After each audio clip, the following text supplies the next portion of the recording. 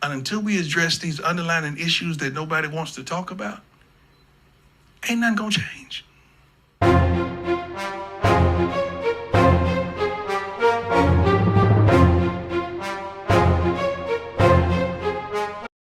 Today we're going to get into a video by Coach Prime in which he talks about some of the challenges he has faced as a head coach at a HBCU, especially in terms of where do we go next.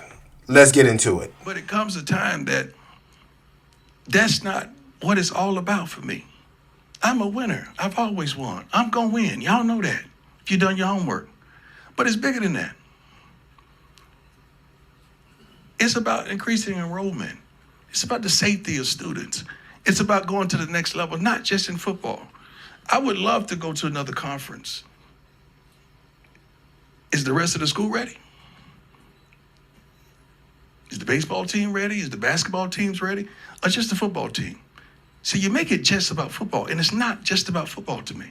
It's about our trainers and kids that the fire alarms may go off and not being turned off at 3:15 in the morning.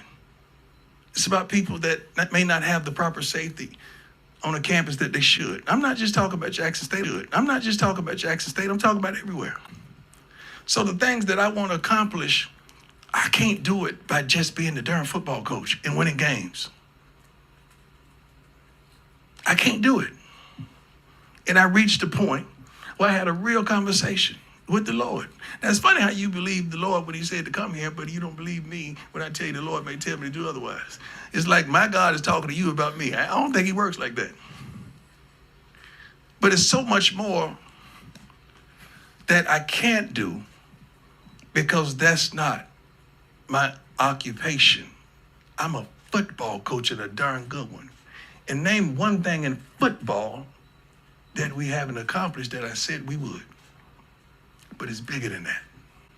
And until we address these underlying issues that nobody wants to talk about, ain't nothing gonna change.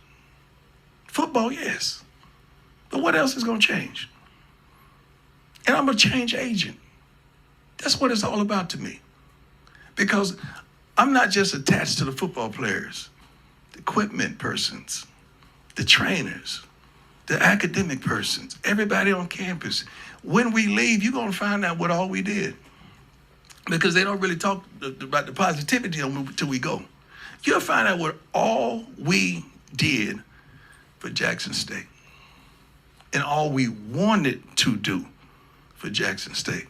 I just pray to God that in all that get some understanding on change and where change really starts. And it does not start in the football department. And it does not start in the football department. I thought it was good. That was a moment, wasn't it? Yeah, Coach Sanders. Thank you, Sam, for clapping me up. Can't do it by being a football coach. That really stands out to me. I'm passionate about this topic. I'm passionate about HBCU football because I want to see them doing well. My brother played at Bethune-Cookman. I spent time up there. I'm a Florida boy, so obviously I support FAMU as well. And I would like to see HBCU football progress. Watching that game between Jackson State and North Carolina Central was high-level college football. They came to play. They played well. Both sides were well coached. It was excellent, and it's an example of what football could be at HBCUs. But why isn't it happening?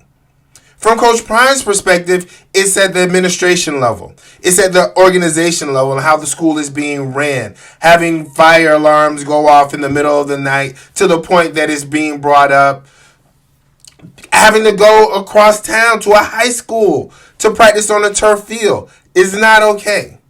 It's not okay. And it should never have been accepted. And that's what it kind of rankles with me. For too long, it's been accepted for HBCU football to have less than. And it's time to change that narrative around. So that's what I'm hoping for. That's why I'm producing some of these videos, because I would like to drive the conversation. I would like the progression of this conversation to move forward for alumni, for supporters, for all Americans to say, you know what? This is an American tradition, HBCUs. This is something that we as Americans should be proud of and should push forward to have. This represents the best of what America could be. opportunities, success. And it should. And it should. But the only way that's going to happen is by holding HBCUs accountable to fulfilling their mission. By us as people not to accept these facilities and things to be less than. To work toward full funding. There's no reason that North Carolina A&T isn't funded at the same level as a North Carolina State. So that's where I land on it. That's where I sit. What will it take to keep the conversation going? What will it take to push HBCUs forward? That's my question to you. Please leave in the comments. Also, like, share, and subscribe. I totally appreciate the engagement. Let's keep it going. Let's keep it up. Peace.